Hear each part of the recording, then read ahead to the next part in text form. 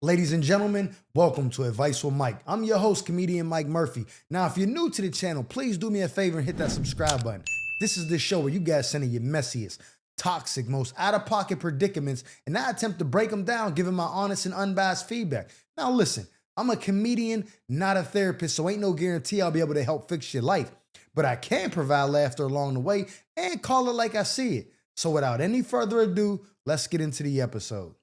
I got a great man at home, but honestly, I'm bored. Mike, I don't have some dramatic horror story. My husband isn't cheating, he's not abusive, he pays the bills, shows up and does what he's supposed to do. I can't wait to see what nonsense comes next. And that's kind of the problem. I'm bored. An idle mind is the devil's playground. That's it. I feel like there's more out there for me, even though I can't explain what more actually means. Y'all never can. Aisha Curry. I daydream about starting over and finding something exciting, but then I think about how expensive that sounds and how much effort it would take. Reality sets in. Now sit your nut ass down somewhere and go find a hobby or something. So I stay, but not because I'm in love or even that I'm attached, but because life is comfortable and I don't feel like struggling. I know it's unfair to him. Like this video if you think she's a piece of shit, but I also don't want to give up financial security just to find out if the grass is actually greener. Am I wrong for staying just because it's easier? Yes. Should I leave and chase a feeling I'm not even sure exists? Ladies and gentlemen, welcome Aisha Curry to Advice with Mike. That's exactly what you sound like. This shit gets my blood boiling. And this is the reason why, okay, let me take a step back. Okay, this is the reason why all these alpha male podcasts and podcasts that are like Red Pill and all that continually to tell men, stop listening to what women say they want and watch what they actually respond to. And I've tell my friends this, I've tell, other guys this, like, yo, I don't care what a woman says. I care what she does. Every time you hear these stories where women have the world, example, Aisha Curry. She's like, I'm bored, I want to do this. Take your ass into that office and work a 9 to 5. And I bet money you come running back. Because women have to have chaos in their life to feel some type of thrill. And that's the difference between men and women. Men go out in the world every day and have uphill battles all day. So many obstacles, so many, attacks from every angle that we fighting that off all day. That's why we say, yo, we want to come home. We just want peace. We want you to be there to be the yin to the yang. Drama out in the world, peace when I come home. Y'all have peace at home. And so when the husband, the boyfriend, whatever comes in, now you need drama. You need to go through his phone. You need to be like, so who's you talking to? Like, you just need that rush to feel alive. And it's nonsense. Y'all ruin relationships. Y'all ruin marriages. Y'all just cause strain for no reason. It's really disheartening, honestly. You know what I'm saying? Like, yo, my man does all this, but I'm bored. You don't even love him anymore. Well, you probably still love him, but you're probably not in love with him. So if you ask me advice, I would tell you, yeah, go ahead and leave. And normally I wouldn't say that. Normally I'd be like, no, work it out with your husband, but it's not to work out. What you need is to go into the world, take that crazy L, and then realize, oh, this ain't what I thought it was. And then, hopefully, I'm going to be honest with you, you're not going to like this. Hopefully you try to come back and he tells you, hell no, I moved on. So you can live with that decision, and hopefully you don't make the same mistake twice when you get the next person, if you get the next person that's even half as good as the man you got now. Usually I crack jokes and I find it funny, but this is an issue that is this crippling the black community predominantly. I don't know what you are, but predominantly it's crippling the black community. All this 50-50 talk, men, women, red pill, all this stuff is divisive and is not helping us bring families back together. The black household, black families were the most united, the most strong, the most together before the civil rights because we needed each other. Soon as we got that desegregation happened, we try to get approval from other races, mainly white people, whatever. We act like we don't, the women act like they don't need the men. It's just a chaos and it's not helpful. So if you're not in love with your man, go out in the world and figure it out. I'm telling you right now what's going to happen. You're going to take the L. But I don't think you're going to do is I think that eventually you might just cheat. You might try to find a thrill somewhere else. And then anything done in the dark comes to the light. He's going to find out. He's going to leave you. Because any man that is doing the things he's doing, which is a very rare man, he's not tolerating that. Because he don't even sound like a sucker or nothing. He sounds like he's solid. Sound like he's standing on a square. Integrity, was raised right, doing the right thing. Married you, made you an honest woman. He's paying the bills, all that. And you're going to go out there, let Pookie or Ray Ray crack your back, and then you're going to be tight when he find out, and you be on the street or going back home to live with your mom so you can get your feeding back together and figure out what you want to do with your life. Get a hobby or something, man. Like y'all women are ruining y'all relationships because you're bored. Go run track or something. Go do something that will give you a thrill, but it's never going to be another man. Even if you get the man this exciting, this daring and all that, he's going to do stuff to you to make you hate life. Just imagine being with a good guy and then you end up with like someone like Diddy because he got money, it's thrilling, and you're traveling places, but then you got pee-pee in your mouth too. It's nasty work. You know what I'm saying? So my advice to you, I'm going to be honest with you, straight up. I would not leave my marriage to go chase a thrill that is probably not even out there for you. I do believe that you need to figure out what it is to make the relationship with your husband exciting again, because when you get married, it's not as simple as just, I don't want to do this no more. You took vows, you did all this stuff. Sometimes I think it was my man Naeem Lynn said, once you get married, the longer you've been married, you don't have like bad days or bad weeks. You have bad years. He said something along the lines like, yeah, 90 to 95 was rough, but we good now. The last 10 years, we've been great. Because it's going to be ups and downs. So maybe you need to dig deep, get a therapist, something, and figure out what you can do to find that spark back in your husband and get things back on track, because you're going to leave, and I'm telling you, he's going to be hurt, you're going to be hurt, and at the end of the day, you're going to lose the most. That's my advice to you. I hope you make the right decision. Stay alert. Please stay alive. My boyfriend posts everything on his Instagram but me. Is he hiding me from the world or hiding the world from me? So, Mike, I'm writing you because I want to know if you think my boyfriend has a point. Yes, he does. Oh, my bad. Go ahead and finish. Or is he just trying to manipulate me into believing him? So we're really happy together and literally have no arguments about anything. Sounds like we're off to a great start, but I'm sure you're going to ruin it at any moment now. Even our disagreements aren't that bad, but the only issue I have is that he posts everything else on his Instagram but me. What did I tell you? Insatiable shorty needs the social media validation. His cars, his clothes, jewelry, etc. When I asked him why he never posts me or us, he said he likes to keep his relationships private. They can't attack what they can't see. Ray Charles. He said, once people see you happy, then they'll try to sabotage it, and he doesn't want that to happen to us. Wise words from a kind man. I think he's either ashamed of me, like this video if you think she's full of shit, or hide me so other girls think he's available and he can keep his options open. I hate to break it to you, shorty. He'll get way more girls by posting you than he will if he don't. Do you think what he's saying is true, or am I justified in thinking the way I do? Thanks in advance. All right, so this is why I'm pretty sure you're wrong and you're just psyching yourself up to believe that it's something more than what it is. For one reason, you said, I think he's not posting me because he's either ashamed of me, which I'll get to that in a second, or he wants girls to think he's available so he can keep his options open. Let me tell you something right now. Women love men who other women are already with. Men can wear a wedding ring out, not really be married, but wear the ring out, they'll get way more attention they would have if they were single. There's a word for it. It's like a hive mentality, but women often like men that are already pre-selected. So, and there's a fallacy in that thought altogether, but that's not here nor there.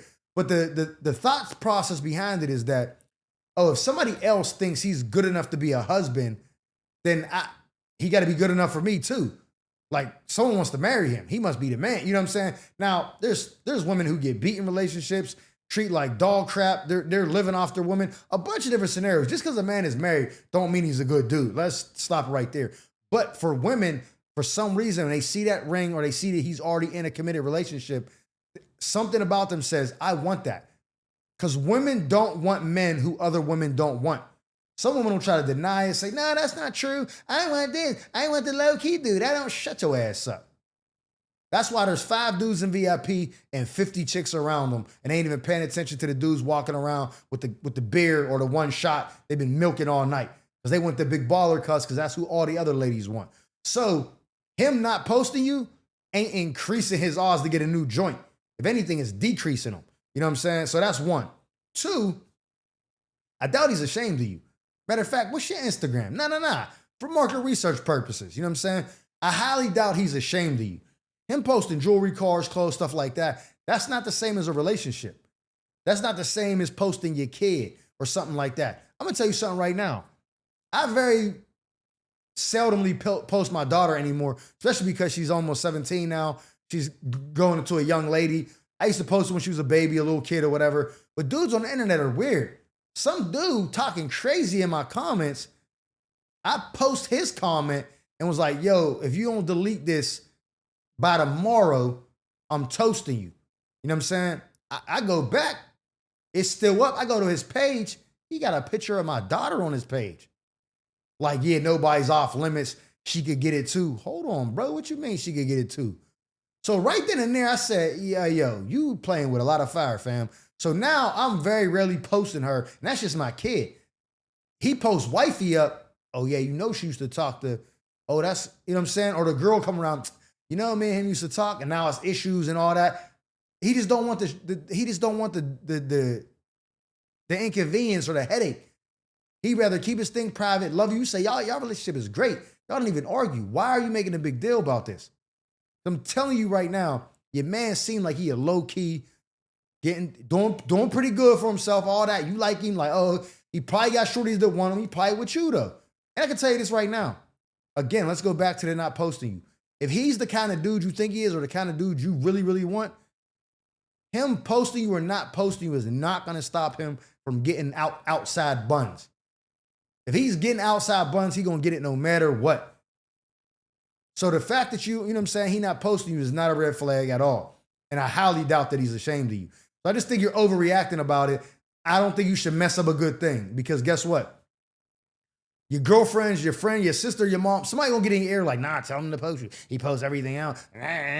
Talking with their goddamn hands like this, snapping their wrists, all that hood rat shit. They gonna get you hyped up. You gonna keep pressing them about it. Then they gonna be like, you know what, man? Just take care, love. I ain't, you know what I'm saying? We got a good thing. You letting outside distractions get into our relationship. I'm cool. I don't need that. I like my peace and quiet. I don't need all that yapping. And then you're gonna be like, oh my God. Then you're gonna feel like the chick, like you're gonna feel like, what's her name on Acrimony or whatever. The you know, the joint, forget her name. But you know what I'm talking about. Her. You gonna be like her. Let your sisters gas you, break up with son, then be regretting it later on because you like, damn, that was it right there. So my advice to you is just let lion dog sleep, enjoy your happy relationship, and just keep it pushing. You know what I'm saying? Stay alert, stay alive. My family thinks my success equals their success, and they're starting to treat me like an ATM. So Mike, I'm having survivor's remorse, bro. And when it comes to my family, it's causing me to give, but never get anything in return. Hey, yo, pause. I feel bad that I'm the only one in my family that's successful and made it out of my situation. Shit, not me. But now anytime anything financial pops up, like a funeral or a car repair, etc., they calling me, and it don't even feel like they're asking. It feels more like they're expecting it. You got it, big money? Now I'm telling you, once you hear that, just know the ATM is open to the public. And even though I got it to give, I don't always feel like I should have to. At first, it was just my immediate family, and that didn't bother me so much. Then after I covered my aunt's funeral a few years ago, I got cousins and other relatives expecting things too. Nah, that third cousin from marriage asking for cash is crazy. Alexa, play It's So Hard by Big Pun. I want to tell him, don't ask me for anything else. Like this video if you think he's full of shit. But I know I'll feel guilty later on. Is there any way I can find a happy middle, bro? What's your take on it? Hey, bro, I know exactly how you feel because my family think I'm out in Hollywood. I be with the stars and all that. They think I'm big bank. Negative. They be asking me for stuff that I don't have. So I know how that feels. And I ain't gonna lie. Sometimes I go home to visit and I be feeling out of place in certain spots that I used to feel right at home. I don't know if that's growth. I don't know what it is, but I can relate to what you're saying because there's so many times I see my friends in certain situations or my family, and I wish they could see the kind of life that I'm living once I chose to leave that element. And so sometimes I feel bad. So I have the same thing, but um honestly, so let me say this to you. Let me get serious for a minute. All jokes aside, right? When you're the rich person or you're well off in the family, your family expecting you to cover all those expenses for stuff like that is normal, especially if you could pay for something like a funeral without batting an eye. Because think about it, funerals be like 10, 15 bands. And if you could just dish that off without even making a splash in a bucket, they like, oh, you got it, fam. Like the rest of us, you got to do a fish fry, a GoFundMe. You know what I'm saying? We doing all type of craziness because homie cuz ain't had a life insurance. You could just write the chickadee check. Just do it, bro. Like that was your aunt too, or that was your cousin. Like, wouldn't you want somebody to do that for you if they was in that situation? And I get it. You know what I'm saying? I get it 100%. So it's hard for them to look at you and not be like, yo. But like I told my mom, it's the same with me being like the funny guy, the comedian. Anytime the family's going through something, a tragedy, a funeral, something bad, they're expecting me to come with the keys and the ha-has. You know what I'm saying? There's times I don't want to tell the jokes. I don't want to be funny. I want to grieve or mourn or be down just like everybody else. But I know they're looking at me like, hey, you got any jokes for us, man? It's a bad situation. My grandmother passed away. I had to tell jokes at the funeral to make everybody laugh. Now, I was proud I was able to do it, but I never really got to grieve it. And there's been times where I've been the man with the money. And people come to me like, yeah, you know, things is tight right now, bro. Like, maybe if I could just, how much you need, bro? All right, I got you. You know what I'm saying? It's hard for me to give unbiased advice because I'm a person who likes to do for others, even sometimes when I don't have it. So if I was in your situation, I would kind of be honored, but I would also feel a way if they was making it being like, man, give me the money. You got it. Now that's crazy. As soon as you start getting entitlement, you got to check it right there.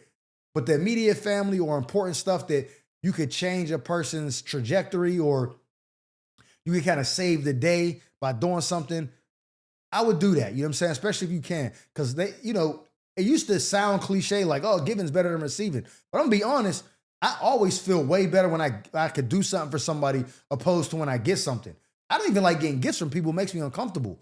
But I'll go out of my way and spend my last to make somebody else smile. It's just who I am. So in my situation, I will be glad to do those things, but I also will be limiting those things to people I know really rock with me.